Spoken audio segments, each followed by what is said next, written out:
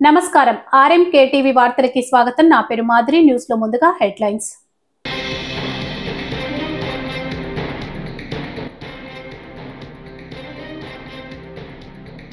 Super 6 ను ఎగతాళి చేశారు. సాధ్యం చేసి చూపించాం ఏపీ సీఎం.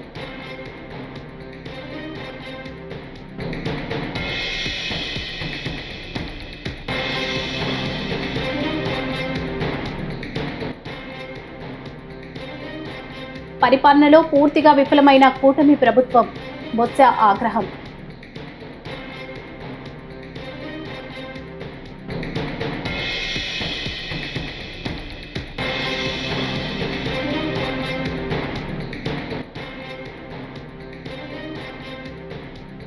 నిండుకుండల నాగార్జున సాగర్ 26 గేట్లు ఎత్తివేత.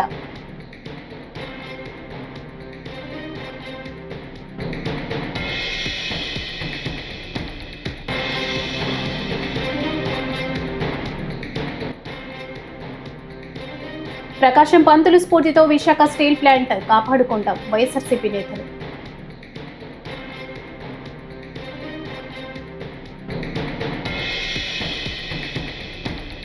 ఇక డీటెయిల్స్ చూస్తే, కూటమి ప్రకటించిన సూపర్ 6 హామీలను ఎగతాళి చేశారని, వాటిని అమలు చేయడం సాధ్యం కాదన్నారు. అయితే తాను వాటిని అమలు చేసి చూపించామని ఏపీ సీఎం చంద్రబాబు నాయుడు అన్నారు. చంద్రబాబు తాజాగా పెద్దాపురం నియోజకవర్గంలో పర్యటించారు. సీఎంకు స్థానిక నాయకులు, ప్రజలు అఖండ స్వాగతం పలికారు. అనంతరం చంద్రబాబు ప్రసంగించారు. బయట మాత్రం ఒక రాజకీయ పార్టీ ఉంది. ఆ రాజకీయ పార్టీని చూస్తే అది విష రాజకీయ పార్టీగా తయారైపోయింది. ఈ విషయం మీరు గుర్తుపెట్టుకోవాలి. ఒక గ్రామం, మీ ఊర్లో దొంగతనం చేసేవాళ్ళు ఉన్నారంటే మీ గ్రామంలో ఎవరైనా పిల్లల్ని తీసుకుంటారమ్మా? మీ ఊర్లో ఎవరైనా హత్యలు చేస్తున్నారంటే మీ ఊర్లో పిల్లనిస్తారని అడుగుతున్నా. అదే మరి ఒక రాష్ట్రానికి ఒక విశ్వసనీయత ఉంటుంది, ఒక నాయకుడికి ఒక విశ్వసనీయత ఉంటుంది. కానీ ఇటీవల కాలం నేను చూస్తున్నా, ఎప్పుడూ లేనటువంటి సమస్యలు చూస్తున్నా. ఆడబిడ్డల పైన సోషల్ మీడియాలో క్యారెక్టర్ అసాసినేషన్ చేస్తారు. ఇష్టానుసారంగా మాట్లాడే పరిస్థితికి వస్తారు. అంటే మామూలుగా మీరు చూస్తే ఫేక్ ప్రచారాలు, రౌడీ రాజకీయాలు, తప్పుడు విధానాలు, ఇవే ప్రచారంగా చేసుకొని ముందుకు పోతున్నారు. నేను ఒక్క విషయం ఈ పెద్దాపురంలో అడుగుతున్నా. 10 సంవత్సరాలు 10 సంఘటనలు మీ దృష్టి తీసుకొస్తున్నా. ఇలాంటి వాళ్ళు ఒక రాజకీయ పార్టీ పెట్టడానికి అర్హత ఉందా? ప్రతి ఒక్క కుటుంబంలో చర్చ జరగాలని చెప్పి కోరుకుంటున్నా. వివేక హత్య, వివేకానంద రెడ్డి ఆ రాజకీయ పార్టీ నాయకుడికి సొంత చిన్నాన్న, తెల్లవారితో చనిపోయాడు. సాక్షి టీవీలో వచ్చింది గుండెపోటు. నేను కూడా నమ్మా. నేను అడుగుతున్నా, నెక్స్ట్ డే చూస్తే నా చేతిలోనే కత్తి పెట్టి నేనే చంపానని చూపించా. కూటమి ప్రభుత్వంలో మంత్రులు, ఎమ్మెల్యేలు, పార్టీ నేతలు విచ్చలవిడే అవినీతి దోపిడీకి ఈ ప్రభుత్వం పట్టా రాసిచ్చేసిందని శాసనమండలి విపక్ష నేత బొత్స సత్యనారాయణ మండిపడ్డారు. రాష్ట్రంలో దివ్యాంగులు ధర్నా చేస్తున్న పట్టించుకోవడం లేదని, అసలు కూటమి ప్రభుత్వానికి మానవత్వం ఉందా అని ప్రశ్నించారు. ఎవరైతే వాళ్ళు ప్రజాప్రతినిధులు ఉన్నారో లేదా క్రియాశీల కార్యకర్తలు ఉన్నారో వారికి పట్టా రాసి ఇచ్చారు. విచ్చలవిడిగా దౌర్జన్యాలు, దోపిడీలు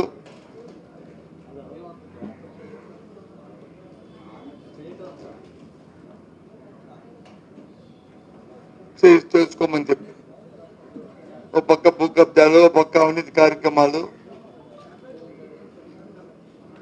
సాక్షాత్తు వస్తున్న ఆరోపణలు, మంత్రుల మీద వస్తున్న ఆరోపణలు కానీ, శాసనసభ్యుల మీద వస్తున్న ఆరోపణలు కానీ, ప్రజాప్రతినిధుల మీద వస్తున్న ఆరోపణలు కానీ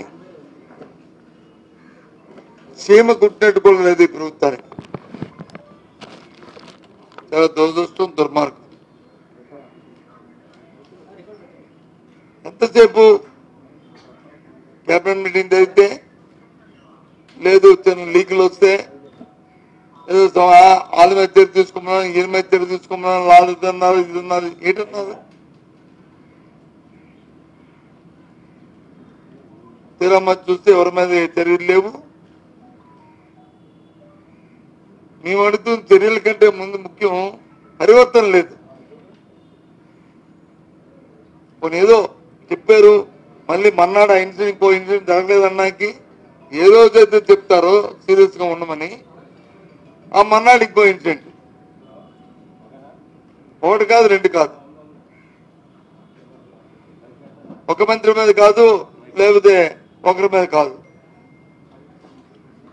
శ్రీశైలం నుంచి నాగార్జున సాగర్ ప్రాజెక్టుకు భారీగా వరద నీరు వచ్చి చేరుతుంది. జలాశయం పూర్తి స్థాయి నీటి మట్టం 590 అడుగులు కాగా ప్రస్తుత నీటి మట్టం 584.10 అడుగులకు చేరింది. అధికారులు ప్రాజెక్టు 26 క్రస్ట్ గేట్లను 10 అడుగుల మేర ఎత్తి 3,58,306 క్యూసెక్ల నీటిని దిగువకు విడుదల చేస్తున్నారు. ప్రాజెక్టులోకి 4,05,961 క్యూసెక్లు ఫ్లో వస్తుండగా అది మొత్తంలో నీటిని విడుదల చేస్తున్నారు. దిగువకు వరద ప్రవాహం అధికంగా ఉండటంతో లోతట్టు ప్రాంతంలో ప్రజలు, మత్స్యకారులు అప్రమత్తంగా ఉండాలని అధికారులు ఆదేశాలు జారీ చేశారు.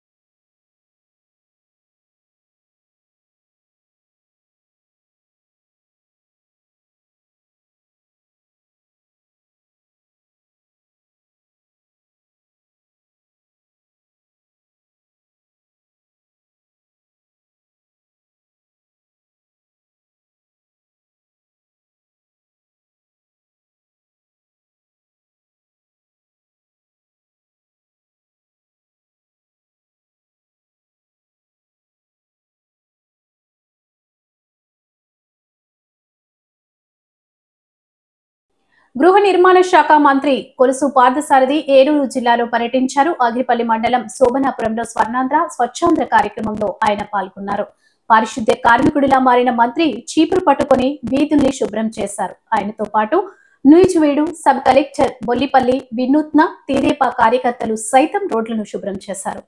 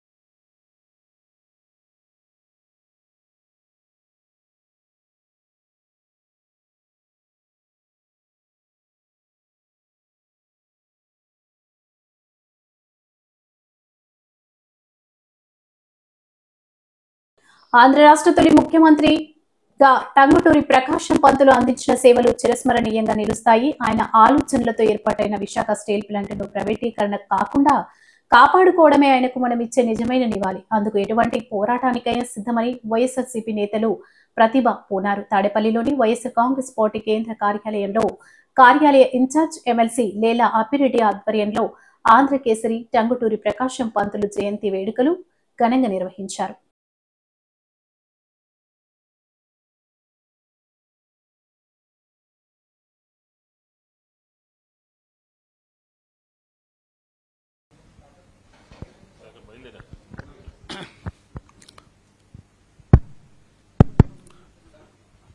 టంగుటూరి ప్రకాశం పంతులు గారి జయంతిని పురస్కరించుకొని ఈరోజు రాష్ట్ర వ్యాప్తంగా ముఖ్యంగా వైఎస్ఆర్ కాంగ్రెస్ పార్టీ ఆ మహనీయుడికి ఘనమైనటువంటి నివాళులు అర్పించడంతో పాటుగా ఆయన దేశానికి చేసినటువంటి సేవలు, స్వాతంత్ర ఉద్యమంలో పాల్గొన్నటువంటి తీరుతెన్నులు, తుపాకీ కాల్పులకు భయపడకుండా వెరవకుండా గుండెను సైతం చూపి ఆ రోజున దేశంలోనే, ఎందుకంటే ఆంధ్ర రాష్ట్రం నుంచి ఆయన చూపినటువంటి తెగువ కానీ, సాహసం కానీ స్వాతంత్ర ఉద్యమ చరిత్రలోనే ఆయన చిరస్మరణీయుడిగా మిగిలినటువంటి పరిస్థితులు కూడా ఇవాళ చూస్తా ఉన్నాం. అందుకే ఆంధ్ర రాష్ట్రంలో ఉన్నటువంటి ప్రతి ఒక్కరూ కూడా ఆయన్ని ఆంధ్ర కేసరిగా, అభిమానంగా, ఆయన భౌతికంగా మన మధ్య లేకపోయినప్పుడు కూడా ఆయన్ని అందరి హృదయాల్లో కూడా చిరస్మరణీయుడిగా ఉంచుకున్నటువంటి పరిస్థితులు. ఆయన ఆంధ్ర రాష్ట్రానికి తొలి ముఖ్యమంత్రిగా ఈ రాష్ట్రంలో తీసుకున్నటువంటి భూ సంస్కరణలకు సంబంధించినటువంటి అంశాలు కానీ, ఆయన పరిపాలనా తీరు కానీ ప్రతి ఒక్కటి కూడా, ఎందుకంటే సమాజంలో ఉన్నటువంటి పేద ధనిక వర్గాల మధ్య వ్యత్యాసం ఉండకూడదనే ఆలోచనతో ఆయన కార్యక్రమాలన్నీ కూడా ఈ రోజున వైఎస్ఆర్ కాంగ్రెస్ పార్టీగా జగన్మోహన్ రెడ్డి గారి నాయకత్వంలో పార్టీ ప్రారంభించిన రోజు నుంచి అదే టీడీపీ కూటమి పాలనలో రాష్ట్రంలో ఎరువుల మాఫియా విజృంభిస్తుందని అనంతపురం జిల్లా వైఎస్ఆర్సీపీ అధ్యక్షుడు, మాజీ ఎమ్మెల్యే అనంత వెంకట రామిరెడ్డి మండిపడ్డారు. ఇన్నాళ్లు land mafia, sand mafia, liquor mafia చూశామని ఇప్పుడు ఎరువుల మాఫియాను చూస్తున్నారు. శనివారం అనంతపురంలోని పార్టీ కార్యాలయంలో అనంత వెంకట రామిరెడ్డి మీడియాతో మాట్లాడారు. ప్రీమియం కూడా రైతుల తరపున రాష్ట్ర ప్రభుత్వమే కూడా చెల్లించేది కూడా గతంలో కూడా.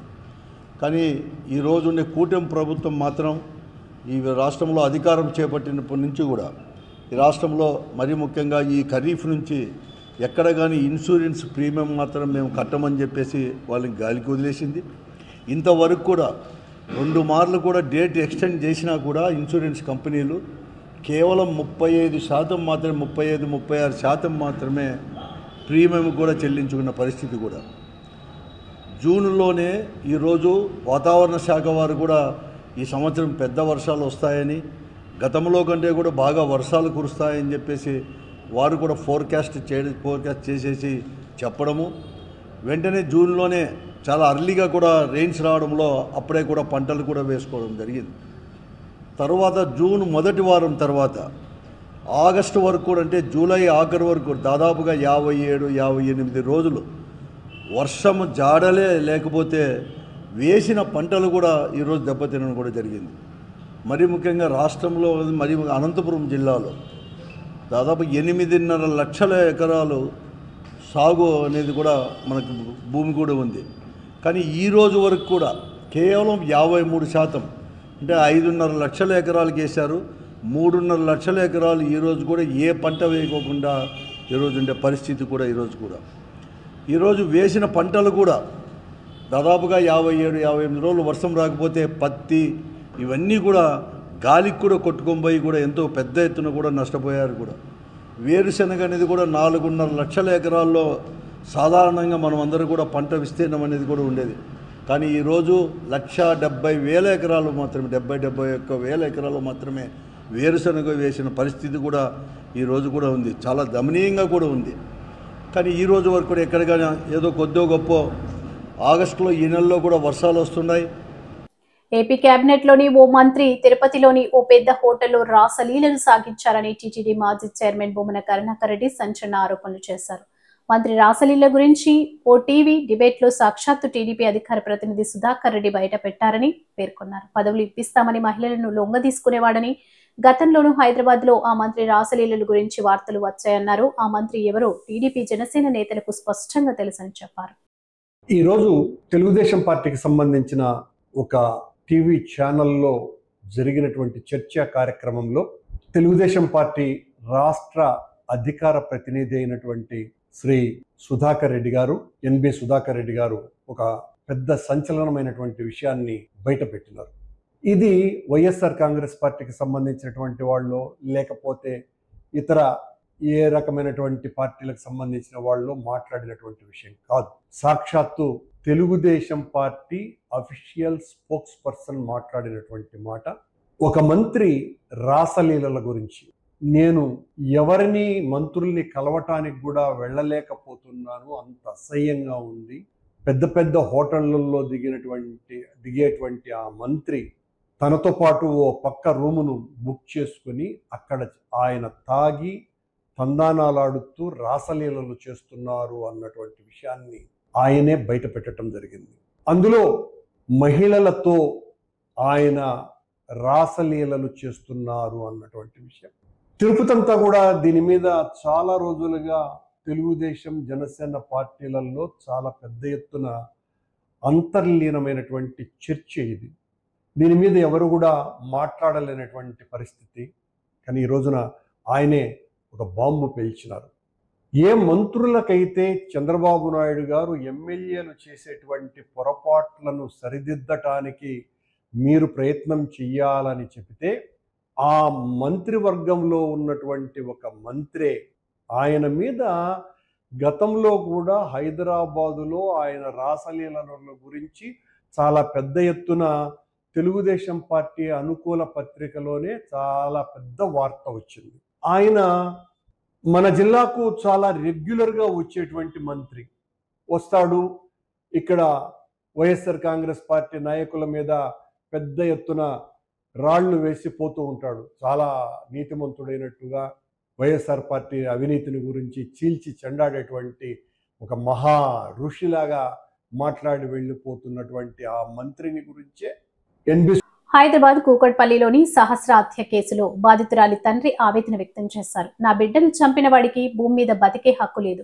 అలాంటి క్రిమినల్స్ ని వదిలేస్తే నాలాంటి తండ్రులను ఎంతో మందిని ఏడిపిస్తాడు. హత్య చేసిన తర్వాత మా మధ్య ఉంటూ నా కొడుకుని ఏడవకు అంటూ ఓదార్చాడు అని బాధితురాలి తండ్రి మండిపడ్డారు. నిందితుడు మైనర్ అని ప్రభుత్వం, పోలీసులు పరిగణించవద్దని విజ్ఞప్తి చేశారు. వాడు మాత్రము చాలా క్రూరమైన వాడు బాలుడు కాదు, చాలా మేజర్ ప్లాన్ చేసిండు, మేజర్ వాడు మాత్రం భూమి మీద ఉండొద్దు మేడం.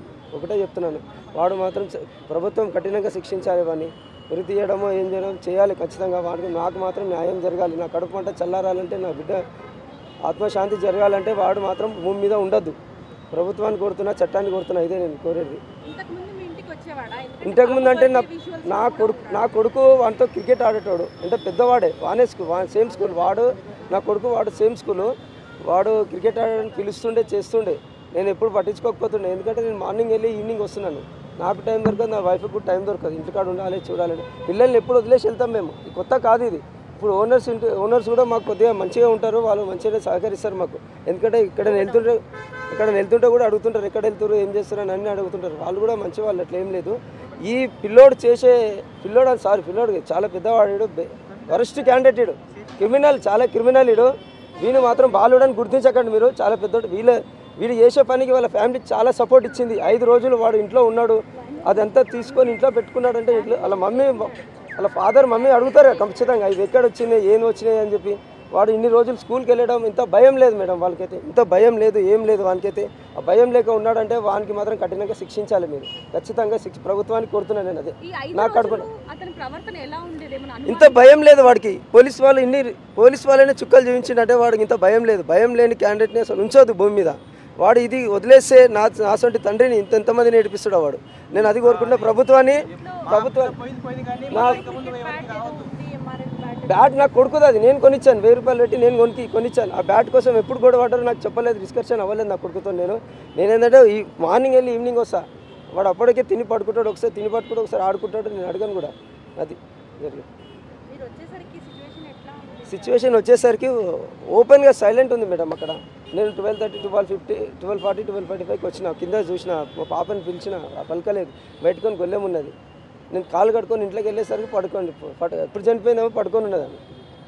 అన్ని లైట్స్ అన్ని ఆఫ్ చేసి ఉన్నాయి అక్కడ. నంద్యాల జిల్లా జాయింట్ కలెక్టర్ విష్ణు చరణ్ రాష్ట్ర ప్రభుత్వం ప్రతిష్టాత్మకంగా నిర్వహిస్తున్న స్వర్ణాంధ్ర స్వచ్ఛాంధ్ర కార్యక్రమంలో ప్రతి ఒక్కరూ భాగస్వాములు కావాలని పిలుపునిచ్చారు. శనివారం నంద్యాల జిల్లా సిరివెల్ల మండలం సిరివెల్ల గ్రామ పంచాయతీలో నిర్వహించిన ఈ కార్యక్రమంలో ఆయన పాల్గొన్నారు. వర్షాకాలంలో ఇళ్ల పరిసర ప్రాంతాల్లో నీరు నిల్వ ఉండకుండా చూసుకోవాలని ఆయన సూచించారు. ఆరోగ్యకరమైన జీవితం, ప్రతి గల్లీ శుభ్రం, ప్రతి మనసు శుభ్రం, ప్రతి గల్లీ శుభ్రం. ఇక్కడ ఉన్న పొదుపులకు మహిళలకు తర్వాత మన తహసీల్దార్ గారికి అందరికీ నా నమస్కారాలండి. మరి మీ గ్రామాన్ని మీరు ఎంత పరిశుభ్రంగా ఉంచుకోవాలన్నది మీకు అవగాహన కొరకు ప్రతి నెల మూడవ శనివారం స్వచ్ఛత కార్యక్రమాల కొరకు శ్రమదానం చేసి పరిశుభ్ర ఆంధ్రప్రదేశ్ సాధించే సంకల్పానికి కట్టుబడి ఉంటానని, ఈ రోజు పరిశుభ్రత గురించి నేను వేసిన ఈ ముందడుగు ఆంధ్రప్రదేశ్ రాష్ట్రాన్ని శుభ్రపరచడంలో సహాయం చేస్తుందని నమ్ముతూ ఈ రోజు నుండి నా తోటి వారికి కూడా వర్షాకాలంలో కలిగే అనారోగ్య సమస్యలు తగు జాగ్రత్తలపై అవగాహన కల్పించే దిశగా ప్రయత్నిస్తానని, మన ఆంధ్రప్రదేశ్ను స్వచ్ఛ ఆంధ్రప్రదేశ్గా తీర్చిదిద్దేటట్లు నా వంతు కృషి చేస్తానని ప్రమాణం చేస్తున్నాను. జై హింద్. మరి ఈ కార్యక్రమంలో మనకు స్వర్ణాంధ్ర స్వచ్ఛాంధ్ర శాస్త్ర కార్యక్రమానికి ఇక్కడికి వచ్చిన అధికారులకి, గ్రామ పెద్దలకు, ఎస్హెచ్జి మెంబర్స్కి, సర్పంచ్ గారికి, తహసీల్దార్ గారికి, డిపిఓ గారికి అందరికి కూడా నమస్కారం. రాష్ట్ర ప్రభుత్వం ఎంతో ప్రతిష్టాత్మకంగా ప్రతి నెల మూడవ శనివారం మనకి శాస్త్ర ప్రోగ్రాం జరుగుతూ వస్తుంది. బట్ ఈ నెలలో మాత్రం మూడవ శనివారం చేయలేకపోవడం వల్ల 4th సాటర్డే ఈ కార్యక్రమాన్ని మనం ఇక్కడ నిర్వహిస్తున్నాము. ఈ మంత్ మనకిచ్చిన థీమ్ మాన్సూన్ హైజీన్. అంటే ప్రతి నెల కూడా ఆ సీజన్కి తగ్గట్టుగా, ఆ నెలకి సరిపోయేటట్టుగా ఒక కార్యక్రమాన్ని మనకి ఇస్తూ వస్తున్నారు. అందులో భాగంగా ఇప్పుడు పడుతున్న కాలం వర్షాకాలం కాబట్టి ఈ కాలానికి అనుగుణంగా మనకి మాన్సూన్ హైజీన్ పైన అవగాహన కల్పించడం కోసం ఈరోజు ఇక్కడ శాస్త్ర యాక్టివిటీ మనం చేసుకుంటున్నాము. వర్షాకాలంలో మనకి చాలా రోగాలు వచ్చే ప్రమాదకరంగా చాలా ఉంటుంది. సో దాన్ని దృష్టిలో పెట్టుకొని మన చుట్టుపక్కల మన పరిసరాలను కూడా పరిశుభ్రంగా ఉంచుకోవాలి. నల్లాలు కానీ, డ్రైనేజీలు కానీ నీట్గా పెట్టుకోవాలి. మన ఇంట్లో కానీ, ఇంటి బయట కానీ పరిశుభ్రంగా మనం పెట్టుకోవాలి. ఎటువంటి రోగాలకి మనం తావివ్వకుండా మన వంతు జాగ్రత్త మనం నిర్వహించుకోవాలి. చాలా కార్యక్రమాలు ఉంటాయండి. అవేర్నెస్ యాక్టివిటీస్ చాలా చేయాలి. మనము డోర్ టు డోర్ క్యాంపెయినింగ్ కానీ, ప్రతి ఒక్కరూ సెల్ఫ్ అవేర్నెస్ కానీ, కమ్యూనల్ యాక్టివిటీస్ కానీ, వీటన్నిటిపైన కూడా మనం అందరం కూడా ఈ నెల మొత్తం అవగాహన కల్పిస్తూ ఈరోజు ఆ ఇనిషియేటివ్ తీసుకుని ముందుకెళ్లాలని కోరుకుంటున్నాను. Thank you. గుంటూరు కలెక్టర్ కార్యాలయంలో శనివారం పీఎం జీవీకే పీఎం సూర్యాఘర్ పర్యాటక ప్రాజెక్టులపై సమీక్ష జరిగింది. ఈ సమావేశంలో కేంద్ర సహాయ మంత్రి పెమ్మసాని చంద్రశేఖర్, ఎమ్మెల్యే నసీర్, జిల్లా కలెక్టర్, ఇతర అధికారులు పాల్గొన్నారు. ఈ సందర్భంగా పెమ్మసాని మాట్లాడుతూ గత ప్రభుత్వం ప్రాజెక్టులు చేయకుండానే చేసినట్లు చూపించిందని ఆరోపించారు. మోహన్ రెడ్డి గారు గవర్నమెంట్ లో ఉన్నప్పుడు కొన్ని పనులు చేయకుండా చేశామని సర్టిఫికెట్లు ఇచ్చినప్పుడు ఆ వర్కులు జరగలేదని ఆడిట్ లో తెలిసినప్పుడు ఈ రోజున స్టేట్ గవర్నమెంట్ నుంచి దాదాపుగా 220 కోట్ల రూపాయలు సెంట్రల్ కి పే చేయాల్సినటువంటి అవసరం ఉంది. దాన్ని అంతా కన్సాలిడేట్ చేస్తే అరౌండ్ 180 to 190 crores కి ఒప్పుకునేటట్టున్నారు. అవి పే చేసిన వెంటనే స్కీమ్ ఓపెన్ అవుతుంది. స్కీమ్ ఓపెన్ అయిన వెంటనే ఈ గుంటూరు ప్రాంతంలో ఏం చేయాలనే దాని మీద డిస్కస్ చేశాం. అదేవిధంగా ఫస్ట్ ఈ స్కీమ్స్ ని వాడుకోవాలంటే ఆ ప్రాంతంలో around 25% of the minority community ఉన్నప్పుడే ఆ స్కీమ్ కి ఆ ఏరియా ఎలిజిబుల్ అవుతుంది. ఇప్పటి వరకు డెఫినేషన్ లో ఫిరంగిపురం మాత్రమే ఉంది, ఎందుకంటే అది 2011 సెన్సస్ ప్రకారం చేసినటువంటిది. ఇప్పుడున్నటువంటి సిటీ పెరగటం వల్ల గుంటూరు ఈస్ట్ కూడా ఒక 5 ఏరియాలు స్మాల్ ఏరియాస్ తప్పించి మిగిలిన ఏరియాలన్నీ ఆ స్కీమ్ కి క్వాలిఫై అయ్యే విధంగా కలెక్టర్ గారు వీళ్ళంతా గనక అప్డేట్ చేస్తే వన్స్ ఆ స్కీమ్ ఓపెన్ అయితే ఒక 4 ప్రాజెక్ట్స్ ని గుంటూరు ఈస్ట్ ప్రాంతంలో చేయాలని. ఒకటి ఇక్కడ 7 acres ల్యాండ్ ఉంది మనకి, అక్కడ ఒక రెసిడెన్షియల్ స్కూల్ ఫర్ మైనారిటీస్. అదేవిధంగా బొంగరాల బీడు ఏరియాలో మనకి మన గవర్నమెంట్ హాస్పిటల్ కి ఒక 6 ఎకరాలు 5 to 6 acres అందులో ఉంది. దాంట్లో కంజెస్ట్ అయినటువంటి జీజీహెచ్ ని కొంత ఇక్కడికి మూవ్ చేసే విధంగా ఒకటి. అదేవిధంగా ఆటో నగర్ లో ఒక 1 acre లో ఆటో నగర్ కార్మికులకు కావాల్సిన స్కిల్ డెవలప్మెంట్ సెంటర్. అదేవిధంగా అంజుమన్ లాండ్ లో అంజుమన్ మల్టీపర్పస్ స్కిల్ ఒకటి. ఈ 4 ప్రాజెక్ట్స్ ఈ పిఎంజేవీకే కింద గుంటూరు నుంచి అప్లై చేయాలని మా ఆలోచన. దానికి తగ్గట్టుగా అధికారులు ఆ ల్యాండ్ అవన్నీ క్లియర్ చేసి ఒక బేసిక్ డిపిఆర్లు తయారు చేస్తే నెక్స్ట్ దాన్ని టేకప్ చేస్తాం. అది పిఎంజేవీకే. రెండోది వచ్చేటప్పటికి పిఎం సూర్యగర్. పిఎం సూర్యగర్ అనేది ఇది కూడా ఒక అద్భుతమైన స్కీమ్. నారా చంద్రబాబు నాయుడు గారు కూడా దీని మీద చాలా దృష్టి పెట్టారు. ఈ స్కీమ్ ప్రకారం టోటల్ గా గుంటూరు ప్రాంతంలో 1,16,000 మంది రిజిస్టర్ అయ్యారు ఈ స్కీమ్ కావాలని. అయితే ఈ వార్తలు ఇంతటితో సమాప్తం. నమస్కారం.